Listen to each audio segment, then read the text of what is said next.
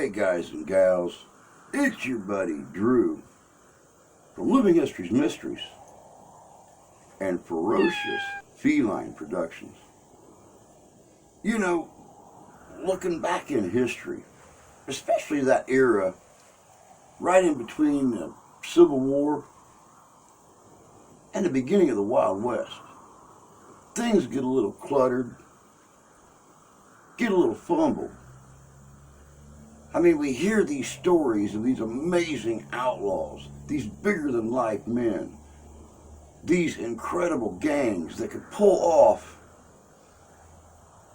feats that have never been done before. But where do these men come from? What are their origins? What made them choose the life they chose? Today, we're going to take a look at just one such man and the gang he led, and the things that they were able to pull off for the first time ever in history. Sadly enough, we're also going to take a look at their demise and what happened to them. It's a twisted tale, but it's our history and deserves to be remembered. Stay tuned.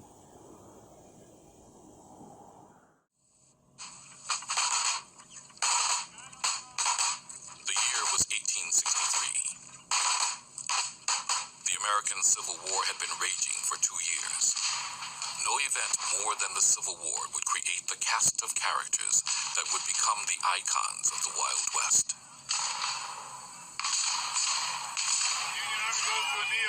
The gunslingers that we have come to know and have come to be part of our nation's legends. Many historians today would say the events that later unfolded in the Old West were just an extension of the conflicts and vendettas created during that American nightmare.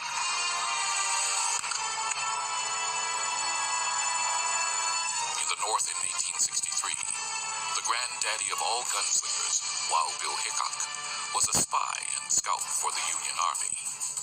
2 years before, he killed his first man while working at a Pony Express station in Nebraska. General George Armstrong Custer was fighting at the Battle of Gettysburg. Northern free settlers were pouring into the Plains states as a result of the 1862 Homestead Act that promised free land. Alan Pinkerton, the founder of the Pinkerton National Detective Agency, had just created for Union General George McClellan what would become the Secret Service, and in the process had thwarted an assassination attempt on President Abraham Lincoln.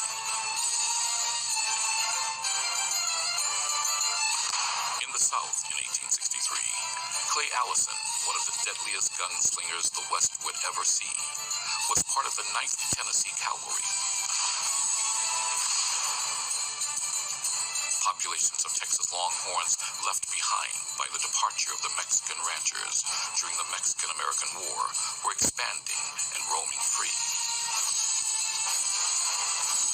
But the defining event for the unfolding of the Old West took place in the northern state of Kansas when a group of Southern guerrilla raiders headed for the pro-Union city of Lawrence. On August the 18th, Quantrill gathered his group together and they marched west from the Kansas City area to the town of Lawrence. And on that day, they began a reign of terror that lasted much of the day, going from house to house, searching out the men. Altogether, at the end of the day, nearly 150 citizens had been massacred. In this group of Southern guerrilla raiders were its two most famous leaders, Bloody Bill Anderson and William Quantrill. But just as important among its rank-and-file soldiers were the younger brothers and Frank James, the brother of Jesse James. It is among these raiders that the James Younger gang would learn to kill without remorse. The guerrilla fighting during the Civil War. The guerrilla fighting that would lead to the outlaw gangs started early in what would become James Gang country. It was the fight over slavery in Kansas and Missouri. It was known as Bloody Kansas, or the Border Wars. It started in 1854 and continued right through the Civil War and beyond. It was the original Wild West.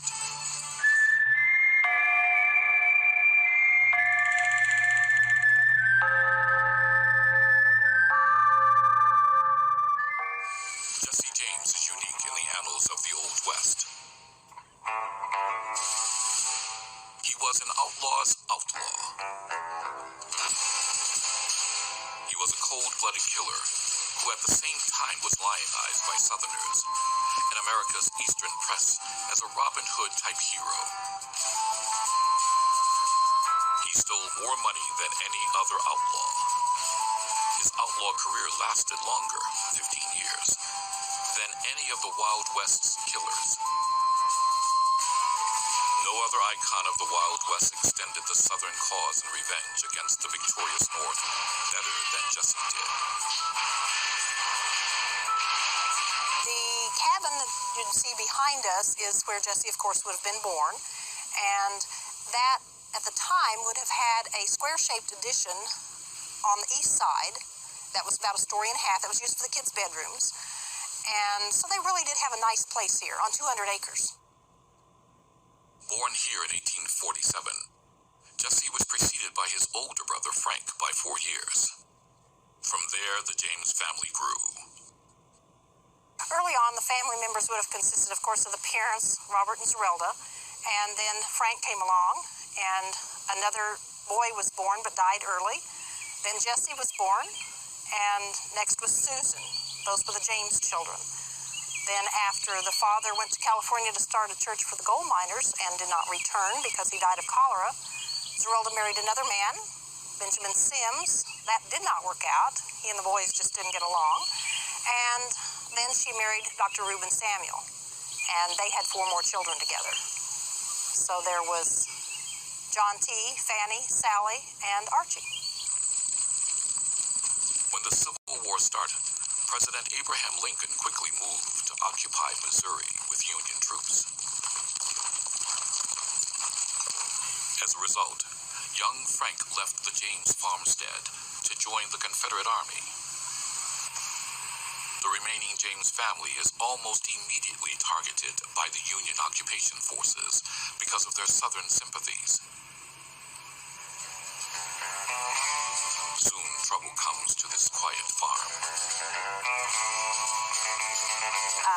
Their stepfather was hanged to the point of unconsciousness by Unionists who came and visited their farm, and Jesse was beaten.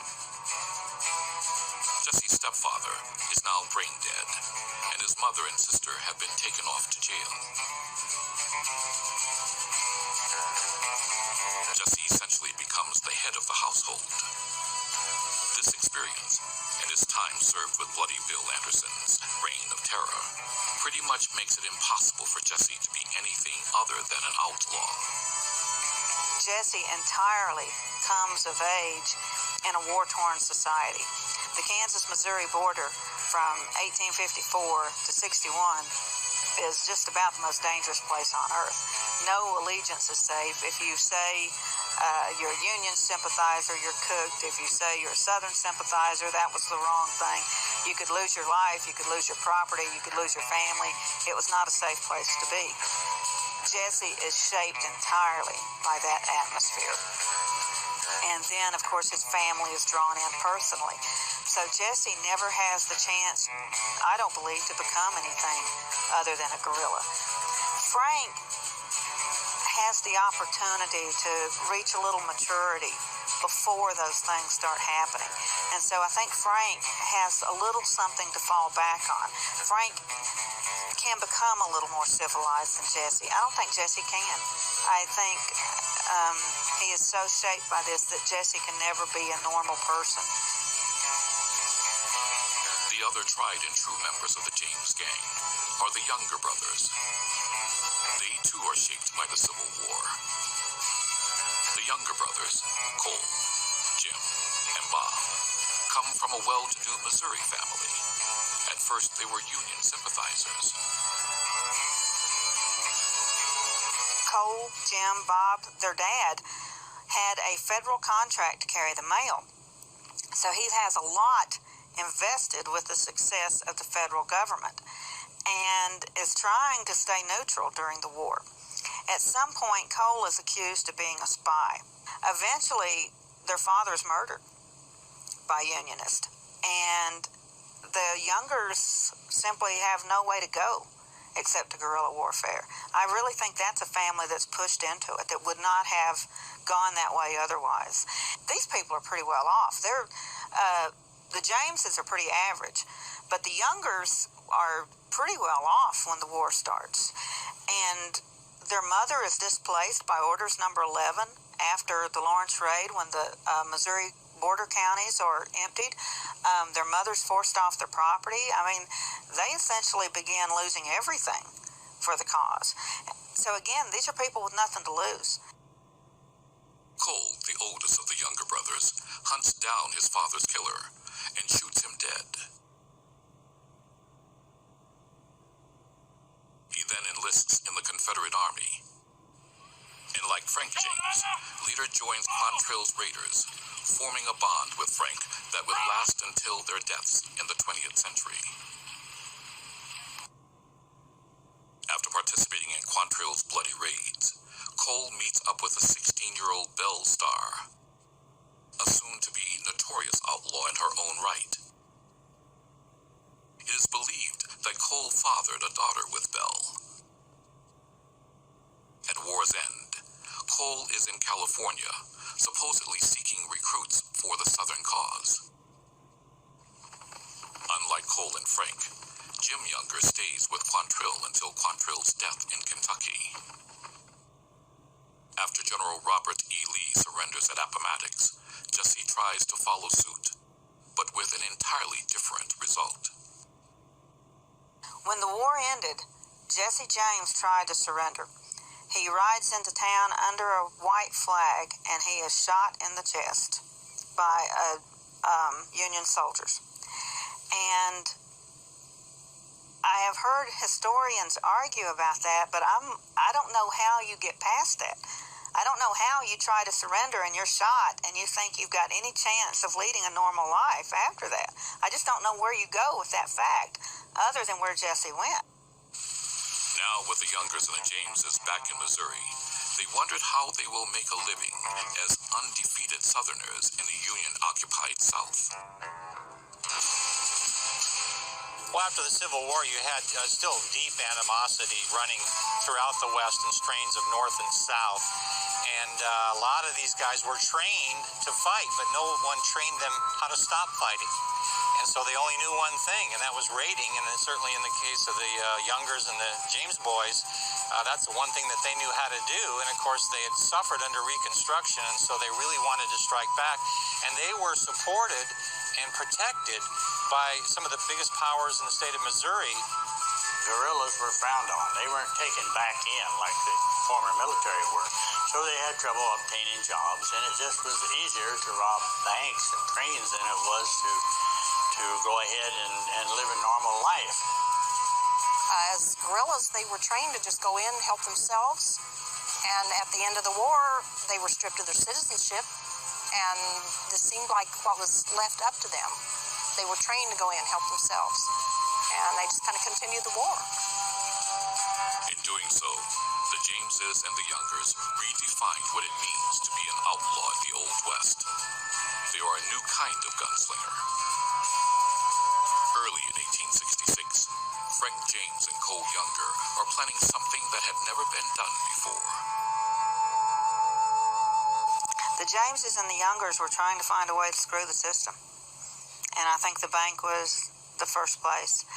And, of course, the bank robbery in Liberty is the first daylight bank robbery, which just set the nation talking, because that somebody would walk into a bank in broad daylight and rob a bank was unheard of. Their take in the robbery was over $60,000, almost $1 million in today's currency. Now James and the Youngers had a new way of earning a living. After recovering from his gunshot wounds, Jesse became the leader of the gang. Considering he was younger than Cole and Frank, there can be only one reason for his leadership role. He was simply more vicious. For 7 years, the James Younger gang continued to rob banks and savings and loans. In their minds, they were not just stealing money, but attacking the most important symbols of Northern wealth and domination over Southerners during the Reconstruction period.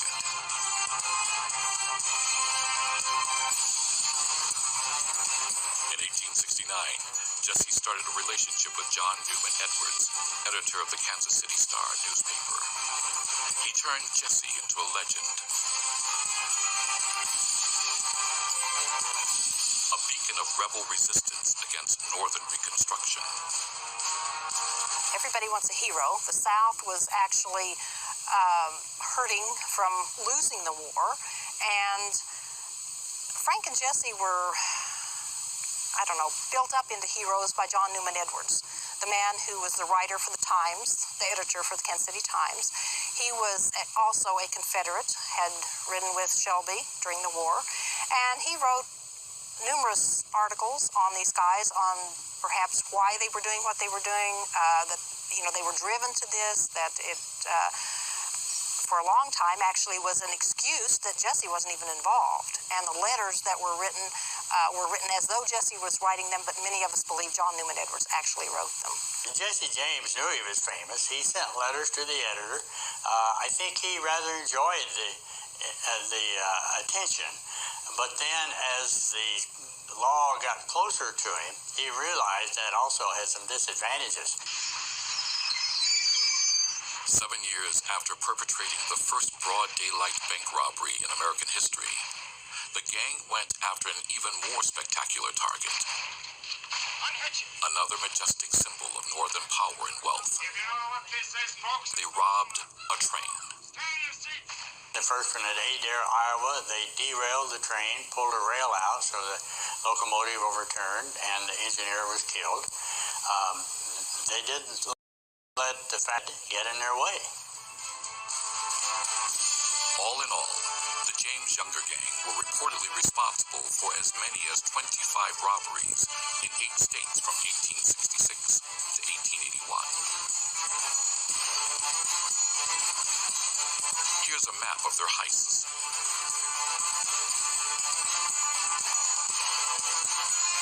But the robbing of trains marked the beginning of the end for the James gang. The railroad companies turned to the Pinkerton Detective Agency to protect their assets, to capture or kill the members of the James Younger gang. Alan Pinkerton was a unionist through and through.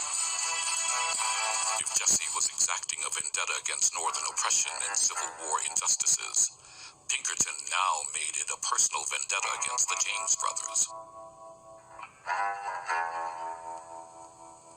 In 1874 alone, 3 Pinkerton agents were killed, and the James Younger gang experienced its first loss. The youngest of the Younger brothers, John, was gunned down by Pinkertons. Then in January of 1875, the unthinkable happened at the James farm, where 13 years earlier Jesse had been beaten by Yankees. The Pinkertons came out here in January the 25th, to be exact, in 1875, and I think they were just getting really embarrassed because they had figured they were going to be the ones to catch Frank and Jesse. They were top-notch detectives. Since 1866, when the boys started robbing, and 1875, they've lost agents. They haven't caught anybody. They're getting frustrated. They were actually told to come out here and start fire to the cabin, And I guess the weather was on the side of the James gang that night because it was snowing and it wouldn't catch. So they resorted to throwing things in through the window. And one of those things that came in through the window was a round metal ball. It went into the fireplace. How it got there is debatable, but at any rate, it exploded. Shrapnel hit Archie in the chest. That's the little 8-year-old boy, and he bled to death that night, which had to have been a horrible way to die. You know, or watch your child. I can't imagine. Mangled Zerelda's hand, and they had to amputate, so really bad night for the family. Ironically, Frank and Jesse weren't even there. How this atrocity affected Jesse's thinking is unclear, but the next raid was a disaster. His Waterloo occurred in 1876 at Northfield, Minnesota. That's when, in September, he robbed the bank in Northfield. And those people in Northfield, Minnesota didn't look kindly to that. They ran out of the bank and they got their guns and they started shooting back. And eventually, several gang members and several town people were killed. The only ones who really escaped entirely were Frank and Jesse James. All three younger brothers were wounded and captured. Cole Younger had 11 bullets in him after the Northfield, Minnesota bank raid, and he lived out his life. They thought he was dead, and he had a bullet that came in through the mouth and went up over his jaw and lodged next to his eye, and there's a famous photograph of him after his capture at Hanska Slough in Medalia, Minnesota, and here he is with his eye swollen shut. He has 11 bullets in him, and he lived another 25 years with those bullets still in his body. A similar fate might have befallen Frank and Jesse, except for their ruthless guerrilla training under William Quantrill and Bloody Bill Anderson. Frank James and Jesse James escaped from posse after the Northfield, Minnesota raid, and they all the way through Minnesota, Iowa, all the way back to Missouri, and it would get too hot for these guys. These guys were so vicious and were willing to give up their life that the posses would back off. Eventually, the two brothers made it back to Missouri, but by now it was nearly 15 years since the Civil War had ended. The western frontier had moved on, far from the Jameses' original stomping grounds. No longer were Jesse and Frank in favor with the old guard Southern sympathizers. New people were running the state, and they wanted Jesse out of the picture. Still, Jesse knew no other way to live. He had to form a new group, and that's when he recruited Bob and Charles Ford. He had ridden with Charlie Ford before, but Bob Ford was new. He was 20 years old, and turned out to be pretty dangerous for Jesse James. Jesse was last in this home just the beginning of April because he came to see his mom and brought the Ford brothers with him. So we understand it that Zerelda was very uncomfortable with the Ford boys and warned Jesse, you know, this doesn't seem right. But, you know, Jesse kind of had his own mind, and they went to St. Joseph. Jesse, his wife, and two children moved into this pleasant-looking house on Christmas Eve, 1881. It was on a hill overlooking St. Joseph, Missouri. On April 3rd, he was in this room with Bob and Charles Ford making plans to rob the Platte City Bank the next day. It was a warm day, and the front door was open, and Jesse didn't want people to see him wearing guns, so he took them off and laid them on the couch. And then he noticed the picture was hanging crooked. So he climbed on his chair and reached up to straighten the picture. And that was the first chance that the Ford brothers had to see Jesse without his guns. They drew their guns, only Bob fired. The bullet went in behind his right ear, and some people think it came out over the left eye, leaving the legendary bullet hole. And Jesse fell to the floor dead, and his wife and two children were in the house. She ran in, and he died with his head in her lap. The Ford brothers ran out of the house and went to the telegraph office, sent a telegram to Governor Tom Crittenden announcing that they had killed Jesse James. It turned out the governor had basically hired the Fords to kill Jesse. At the age of 34, the West's greatest outlaw gunslinger, was dead. However, Jesse became even more famous in death. Hollywood has made many movies about Jesse. Always a swashbuckling hero. Always noble in purpose. Not a bad legacy for a psychopathic, cold-blooded killer.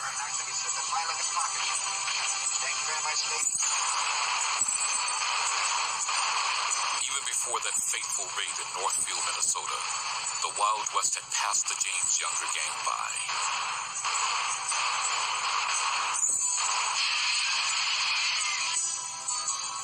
It was now in such places as the cow towns of Kansas, the mining towns of Colorado and Arizona, and the Black Hills of South Dakota, and on the open ranges of New Mexico, Oklahoma, and Texas. These new places would produce their own psychopathic killers and fresh gangs. Gangs such as the Daltons, and the Wild Bunch that would create their own legends. Still, for the most part, the outlaws remained Southern sympathizers. The lawmen were Northern Unionists. This would not change until the Wild West vanished 20 years after Jesse's death.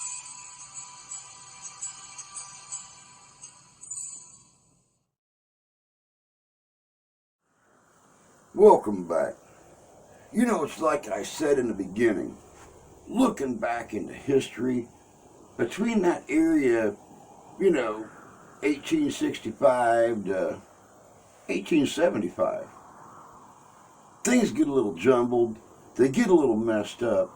Of course, that all comes from the fact that history seems to change a little bit depending upon who's writing the history. When I was looking into this, I must have looked at a half a dozen different sources till I could actually sum everything up the right way. Jesse and Frank, the younger brothers, they done things no one's ever done before. And they kind of set the mood for, even here in the 21st century, we've had some pretty daring daytime bank robberies. Train robberies, yeah, not for a while. But how many people have you heard of in the news in the last 15 years? I know of 5 that have walked right into a bank 9:30 in the morning and walked out with a bag of cash. It's amazing how history influences our present and our future. You just never know what lessons are going to be learned, good or bad, and by who they're going to be learned. But that's all I got for you guys today. As always, take care of yourselves. Take care of each other. God bless you. God love you. We do. We'll catch you in history.